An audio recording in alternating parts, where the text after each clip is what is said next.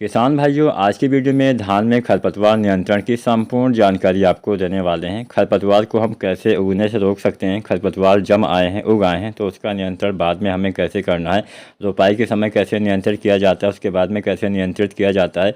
ये संपूर्ण जानकारी के लिए पूरी वीडियो ज़रूर देखिएगा। और चैनल को अगर अभी तक आपने सब्सक्राइब नहीं किया है तो सबसे पहले SRJ किसान चैनल को सब्सक्राइब करके बेल आइकन दबाएँ। कोई सवाल हो नीचे कमेंट करें, कुछ भी समझ में ना आए तो भी नीचे कमेंट करिए। हम कमेंट के माध्यम से ही आपके सवालों के जवाब देने की पूरी कोशिश जरूर करेंगे। तो चलिए जानते हैं कि आखिर हमें खरपतवार का नियंत्रण धान में कैसे करना चाहिए। किसान साथियों, धान की फसल में हम खरपतवार का नियंत्रण दो तरह से करते हैं। पहला तरीका होता है कि खरपतवार को जमने ही ना दिया जाए, खरपतवार को उगने ही ना दिया जाए, वो सबसे अच्छा तरीका माना जाता है। वहीं दूसरा तरीका होता है कि खरपतवार का जमाव हो जाए, अर्थात खरपतवार उगने के बाद उसका नियंत्रण कैसे करना है। तो चलिए जानते हैं सबसे पहला तरीका कि धान की फसल में खरपतवार उगने से पहले ही उसका नियंत्रण कैसे करना चाहिए। तो इसका जो नियंत्रण करना होता है, इसके लिए आपको यहाँ पे हम लगभग 4 फार्मूले आपको बताएंगे। ये चारों फार्मूले की बहुत सारी दवाएं आती हैं, कोई भी आप जो अच्छा दवा हो, अच्छी कंपनी हो, उसकी दवा आप ले सकते हैं। तो पहला फार्मूला है पेट्रिलाक्लोर। जो पेट्रिलाक्लोर आती है 50% EC की, इसका इस्तेमाल करना है। इसकी आपको 500 ml मात्रा 200 लीटर पानी में घोल बना के 1 एकड़ खेत में आपको इसका जो है वो छिड़काव करना होता है। इसका छिड़काव कब करना होता है, ये काफ़ी इंपॉर्टेंट बात होती है, तो यहाँ पर इस बात का भी आपको ध्यान रखना है। किसान साथियों, इसका इस्तेमाल धान की रोपाई के 2 से 5 दिन के भीतर ही आपको करना होता है, तभी ये दवा अच्छे से काम कर पाएगी। जब भी आप इसका इस्तेमाल करिए तो उस समय खेत में पानी भरा होना चाहिए, तभी ये दवा अच्छे से काम कर पाएगी। अब ये जो पानी भरा है 3 से 4 या 5 इंच तक होना चाहिए, और ये पानी केवल रोपाई के समय या फिर जब आप दवा इस्तेमाल करते हो उस समय ही ना हो। ये जो पानी है किसान साथियों, लगभग 4 से 5 दिन लगातार खेत में होना चाहिए।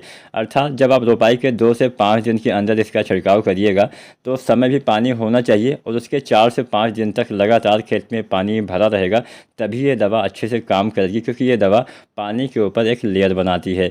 तो आप पेट्रिलाक्लोर डालिए 50% EC की, या फिर आप ब्यूटाक्लोर भी डाल सकते हैं। दूसरा फार्मूला ब्यूटाक्लोर है 50% EC की। इसकी आपको 1.5 लीटर मात्रा प्रति 200 लीटर पानी में घोल बना के 1 एकड़ खेत में आपको इसका छिड़काव किसान साथियों करना होता है।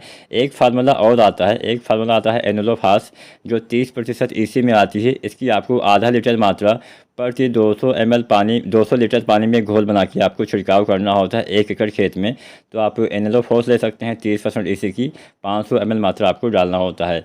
या फिर आप ले सकते हैं पायराजो सल्फ्यूरान इथाइल, ये आती है 10% WP में। इसकी आपको 50 ग्राम मात्रा लेनी होती है, और इसका भी इस्तेमाल आपको धान की रोपाई के 2 से 5 दिन के भीतर करना होता है। तो कोई भी चारों में से कोई भी एक फार्मूला आप ले सकते हैं, सभी अच्छे फार्मूले हैं, अच्छा आपका खरपतवार का जमाव नहीं होने देंगे। तो हमने पहला तरीका जान लिया कि खरपतवार को उगने से हमें कैसे रोकना है। बस वही आपको पानी वाला थोड़ा ध्यान देना पड़ेगा। 4 से 5 दिन तक खेत में पानी किसान साथियों 3 से 4 इंच तक होना चाहिए।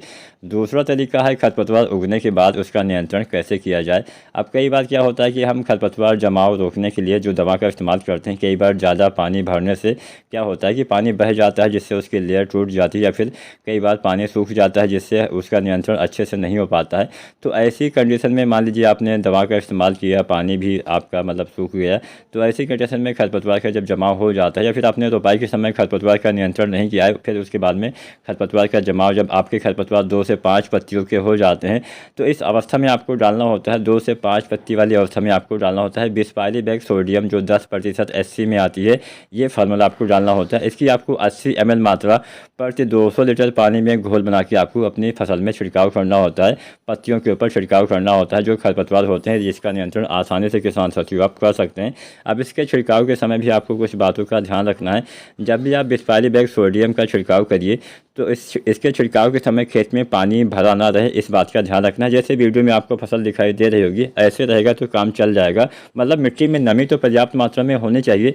नमी ना हो तो पहले आपको सिंचाई करनी है, उसके बाद ही इसका इस्तेमाल करना है। और इसके साथ साथ पानी ना हो, पानी हो तो पानी निकालने के बाद ही आपको इसका नियंत्रण करना है। क्योंकि पानी जब भरा रहता है तो पत्तियाँ कुछ जो खरपतवार की होती हैं पानी के नीचे रहती हैं, जिससे उसके ऊपर जो है वो छिड़काव नहीं पड़ पाता है, हमारी दवा नहीं पड़ पाती, जिससे बाद में वो बड़े होकर खरपतवार का रूप ले लेते हैं। तो इसलिए आपको ध्यान रखना कि पानी भरा ना रहे, लेकिन हाँ, खेत में पर्याप्त मात्रा में नमी होनी चाहिए। तो उम्मीद करते हैं आज की वीडियो, आज की जानकारी आपको पसंद आई होगी। आप खरपतवार का नियंत्रण आसानी से धान में कर पाए होंगे। फिर भी कोई सवाल या सुझाव हो नीचे कमेंट करिए। और SRJ किसान चैनल को अगर अभी तक आपने सब्सक्राइब नहीं किया है, सबसे पहले चैनल सब्सक्राइब करके बेल आइकन दबाना मत भूलिएगा। वीडियो देखने के लिए आपका बहुत बहुत धन्यवाद।